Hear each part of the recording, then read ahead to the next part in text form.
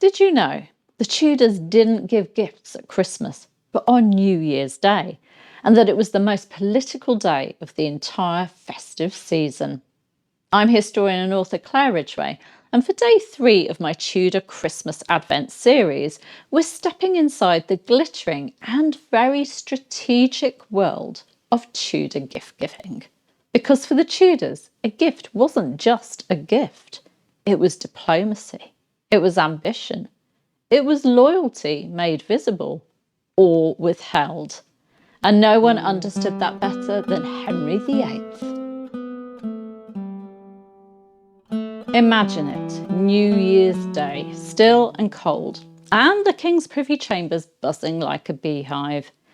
King Henry VIII rises, he dresses in his finest, and then he sits on his footsheet, his ceremonial bed, wrapped in ermine.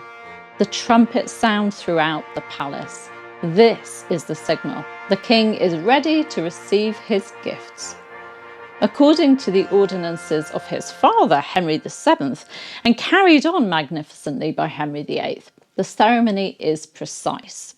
The Queen's messenger enters first, then the nobles in strict order of rank, then the ladies, and finally anyone hoping to catch the king's favour or to keep it.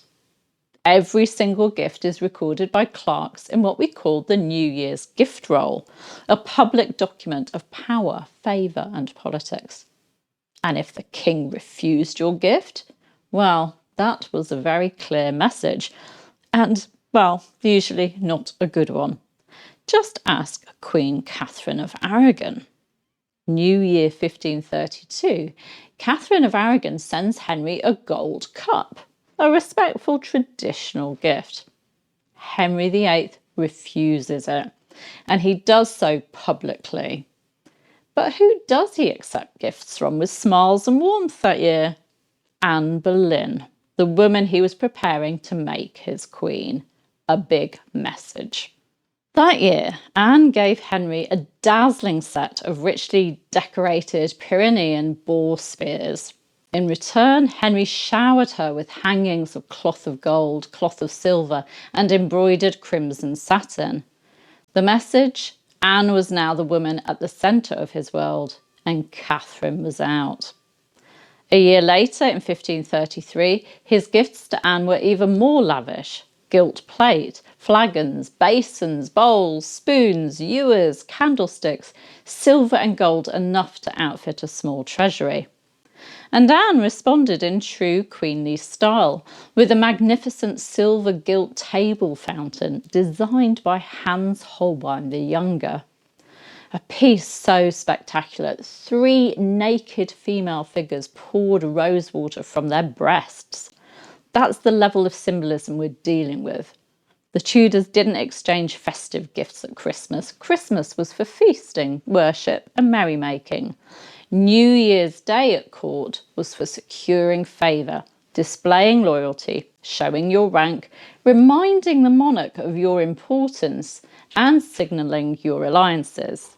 Even the act of sending the gift was political. The person who delivered it, the messenger, received a cash reward based on the status of the giver.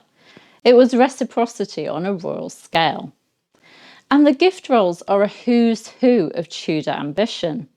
Maria Hayward's work on the gift rolls shows money was the most common gift, plate, vessels, bowls, salts, spoons was the next, and on average Henry VIII received about 181 gifts each New Year, and every single one was recorded. John Hussey wrote of Henry VIII standing by a cupboard while clerks listed every item, with high-ranking men like Sir John Russell and the Earl of Hertford watching closely. It was pure theatre. So what did the Tudors give? Some examples from across the reigns. Mary Tudor, the king's sister, once gave Henry VIII a pair of writing tables with a gold whistle. Princess Mary gave young Edward VI a red satin embroidered coat. Elizabeth sent her little brother a handmade cambric shirt. Cardinal Pole gave Queen Mary I a stunning silver gilt salt with an enamelled stone of Job. Robert Dudley gave Elizabeth I a wristwatch, very early for the period, in 1571. And Sir Philip Sidney, seeking to get back into favour, gave Elizabeth I a gold jewel shaped like a whip. And the monarch generally reciprocated, and the return gift mattered just as much because it showed just who was in favour. Henry VIII typically gave silver gilt plate, ornate vessels, goblets, or items of jewellery. The values signalled precisely how much he valued you. Elizabeth I could be equally symbolic. Her gift to Robert Dudley one year was a beautiful gold ring, enamelled black, with a diamond-cut lozenge-wise and the letters ER for Elizabeth Regina. A treasure and a message. But gift-giving was just part of the day. James IV of Scotland woke up to New Year ballads sung by chapel clerks. Henry VII held a great banquet at noon. And Henry VIII's court erupted into a day of masks, dancing, dice and card games, plays, mumming and rich feasting.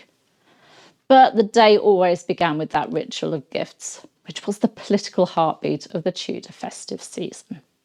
Thank you for joining me for day 3, and if you've enjoyed stepping behind the scenes of Tudor gift giving, please do give this video a like and subscribe to my channel. And tell me in the comments, which Tudor monarch would you like to give a gift to? And what kind of gift would that be? Tomorrow we'll move from presents to games. See you then.